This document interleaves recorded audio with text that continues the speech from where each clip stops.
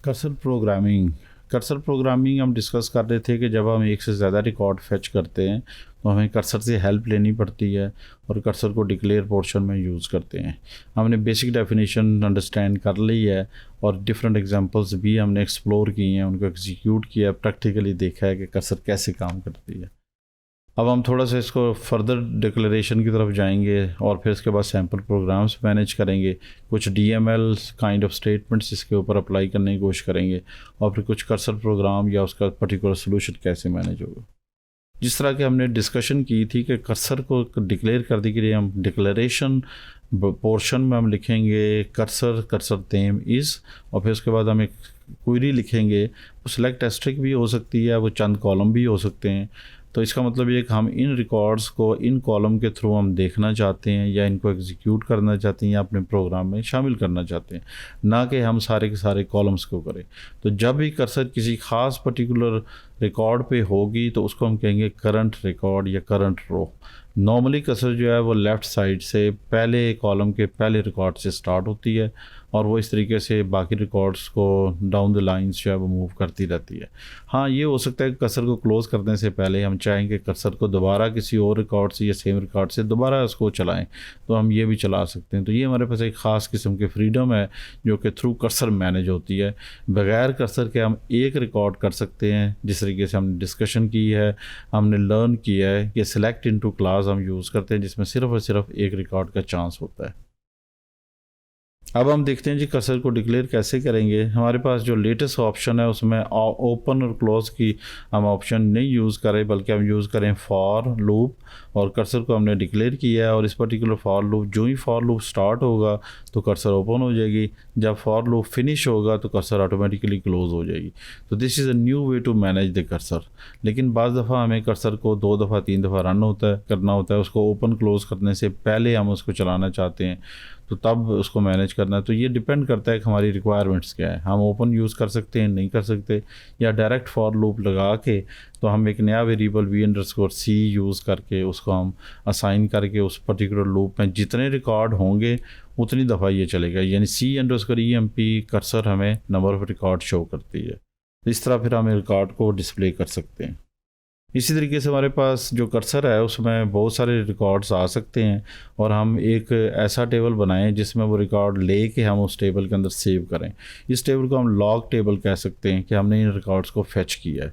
तो log table में आप इसको इंसर्ट करें और फिर कमिट स्टेटमेंट लिखना ना भूलिएगा, क्योंकि वो फिर आपको कमिट का ऑप्शंस को मैनेज करना पड़ेगा। कर्सर विद पैरामीटर्स का मतलब ये है कि हमारे पास जो पर्टिकुलर कर्सर है इसमें हम इसको मैनेज करने का तरीका ये है कि हम मैनेज ये करेंगे कि हमारे पास एक पैरामीटर है जिसको हम यूज़ करना चाहते हैं ड्यूरिंग एग्जीक्यूशन।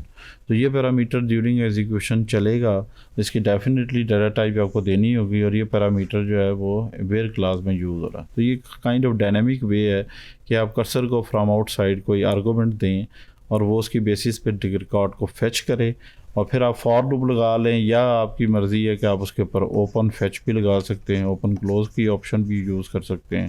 तो ये अल्टरनेट वे है कि आप इसको कौन सा वे आप यूज़ करना चाहते हैं।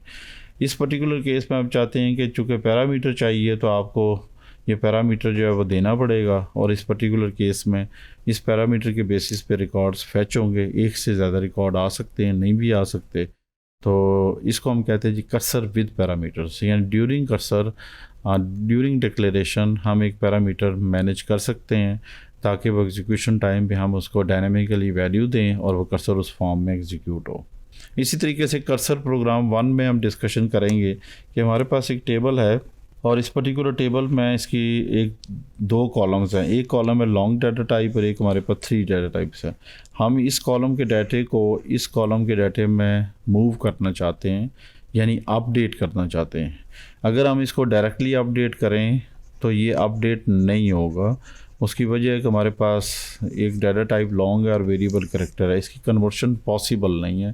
तो इस वजह से फिर हम इसको PL/SQL के थ्रू कर्सर इसको यूज़ करेंगे। सो यूजिंग कर्सर जो है, this is how we can solve this problem. तो इस तरह की बाज़ दफ़ा प्रॉब्लम्स आती हैं कि आप डायरेक्टली अपडेट से, या डाटा बहुत ज़्यादा लार्ज है, या आप उसको एक थोड़ा थोड़ा करके कमिट करके उसको सेव करना चाहते हैं, तो तब भी हम कर्सर को यूज़ कर सकते हैं। जैसे हमारे पास ये प्रोग्राम दिया हुआ है, इसमें हमने इसी लॉजिक को मैनेज किया है। अपडेट स्टेटमेंट हमने विद इन द लूप की है और विद इन द लूप करके हम एक एक रिकॉर्ड को फेच कर रहे हैं। ईच लूप सिंगल रिकॉर्ड, इसको हम करेंगे ईच लूप सिंगल रिकॉर्ड। है ये एक्सपेंसिव वे है, लेकिन जब आपके पास डाटा बहुत ज़्यादा हो और आपके पास कोई ऑप्शन ना हो जिसकी वजह से आप इसको मैनेज करें, तो उस पर्टिकुलर केस में हम इसको कह सकते हैं कि हम सिंगल रिकॉर्ड के बेसिस पे इसको फेच करेंगे। इसमें जो बाकी कंडीशंस हैं वो दी हुई हैं, और ताकि इस पर्टिकुलर केस में कंपोजिट की है जिसकी वजह से हमें बाकी कॉलम को इक्वेट करना पड़ता है। और फिर हम इसमें अकाउंट के ऑप्शन यूज़ कर सकते हैं ताकि एक पर्टिकुलर 300 के बाद जब वो रिकॉर्ड कमिट हो या वो सेव हो, तो इस पर्टिकुलर केस में हम इसको यूज़ कर सकते हैं। तो ये हमारे पास एक्सटर्नल लूप है कि हम उसको लूप को एक एक रिकॉर्ड पे सेव करना मुश्किल काम होता है, तो आपको 300, 500 या इस तरह के चंक्स फॉलो करके आप रिकॉर्ड को सेव कर सकते हैं। हमारे पास इस वक्त 2 प्रोग्राम लिखे हुए हैं जिसमें दोनों प्रोग्राम में कसर CMP के नाम से हमने कसर डिफ़ाइन की है। जो पहला प्रोग्राम है वो बग़ैर पैरामीटर के है, जबकि दूसरा प्रोग्राम हमारे पास विद पैरामीटर है। तो हमें जो पैरामीटर देना होगा कि एग्जीक्यूशन टाइम पे हमने फ़ैसला ये करना है कि हम कौन सी वैल्यू दें यहाँ पे, ताकि हमारी कर्सर उसी पोजीशन या उसी रिकॉर्ड से मूव करो जो हम वैल्यू दे रहे हैं। तो ये काइंड ऑफ वेयर कंडीशन होती है, लेकिन इस वेयर कंडीशन को हम हार्ड कोड नहीं कर सकते, जबकि हम इसको पैराग्राफ के फॉर्म में दे सकते हैं। इस वक्त हमारे पास जो पहला प्रोग्राम है उसमें वेयर कंडीशन हार्ड कोडेड है, जबकि हमारा दूसरे प्रोग्राम में वेयर कंडीशन हमारे एग्जीक्यूशन की बेस पे एग्जीक्यूट होकर ये हार्ड कोडेड नहीं है। So let's see how we can execute this one. So first of all we will run this program by clearing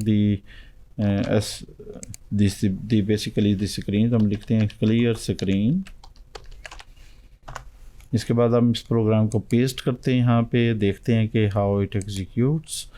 और अब हमने देखा है कि हमारे पास ये टेबल शामिल नहीं है, तो इस पर्टिकुलर केस में हमें टेबल बनाना पड़ेगा। हम लिखेंगे create टेबल अंडरस्कोर लॉग। पहला कॉलम हम देंगे इसका ई नेम के नाम से, हम लिखते हैं var2।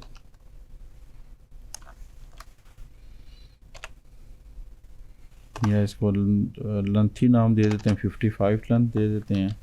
और फिर हमें चूँकि एक ही कॉलम चाहिए तो हम वक्ती तौर पे इस कॉलम को हम मैनेज कर लेते हैं। इसके बाद अब ये टेबल हमारे पास क्रिएट हो गया है। होपफुली कि अब हमारे पास रिकॉर्ड जो है उसमें प्रॉब्लम नहीं आएगी, ऑल्दो हम एक्सेप्शन यूज़ कर सकते हैं, तो वो भी करनी चाहिए। तो अगर हम इसको रन करते हैं तो ये सक्सेसफुली एग्जीक्यूट हो गया है। अब हम देखते हैं कि हमारे पास रिकॉर्ड कोई है या नहीं आई, या टेबल में गए हैं कि नहीं। चूँकि ये नया टेबल बना था तो पहले रिकॉर्ड इसमें नहीं थे। अब हम देखते हैं कि हमारे पास रिकॉर्ड इस टेबल में आ गए हैं कि नहीं। तो emp_log के नाम से हमने टेबल बनाया था, टेबल अंडरस्कोर लॉग के नाम से हमने बनाया था। हम इसको लिखेंगे टेबल अंडरस्कोर लॉग, और हम इसको देखते हैं कि हमारे पास रिकॉर्ड आए हैं कि नहीं। तो चूँकि वो एक छोटा सा एरर है, इसमें सेलेक्ट एस्ट्रिक लिखेंगे हम, और फिर हम लिखेंगे table underscore log from table underscore log. अब आप देखें कि ये टेबल स्टार्ट में एम्प्टी था, हमने ये प्रोग्राम रन किया है, सारा का सारा डाटा जो है उस टेबल के अंदर आ गया। तो this is how you can manage the execution with the help of by creating fetching the record from one table to other table. इसी तरीके से हम अगला जो ब्लॉक है उसको हम एग्जीक्यूट करते हैं, देखते हैं कि उसको हम कैसे मैनेज करेंगे। तो इस पर्टिकुलर केस में अगर इसको हम रन करें तो हमारे पास ये पर्टिकुलर रिकॉर्ड्स आते हैं। इन पर्टिकुलर रिकॉर्ड्स का मतलब है कि हमारे पास पैरामीटर की वैल्यू जो आ रही है वो कलर का आ रही है। तो इस केस में क्या हम कलर को कैसे मैनेज करेंगे, क्योंकि हमने ये वैल्यू यहाँ पे दी है, इस वजह से हम करेंगे। वरना जब हम इसी प्रोग्राम को यूज़ करते हैं तो हमारे पास PL/SQL प्रोसीजर या फंक्शन आता है, वहाँ पे हम इसको एग्जीक्यूट करके ये वैल्यू थ्रू प्रोसीजर या फंक्शन आर्गूमेंट में लिख के इसको एंट्री कर सकते हैं, जिससे हमारा ये प्रोग्राम ऑटोमेटिकली एग्जीक्यूट हो जाएगा। चूँकि हमने एक डमी टेबल बनाया था, एक अच्छी चीज़ होती है कि आप इस तरह के टेबल्स या टेम्परेरी टेबल्स अगर आपको ज़्यादा फर्दर यूज़ ना हो तो आप उनको इमीडिएटली वो ड्रॉप कर दिया करें, ताकि आपके स्कीमा में अननेसेसरी डाटा जो वो ना रखा जाए। तो हमने ये टेबल ड्रॉप कर दिया है, और इससे ये हो गया कि अब हमारा स्कीमा जो है वो वापस उसी स्टेट पे है जिस पे हमने लास्ट टाइम रखा हुआ था। जितने भी हमारे पास टेबल्स हैं वो हमने स्टैंडर्ड टेबल्स अपनी प्रैक्टिस के लिए रखे हुए हैं।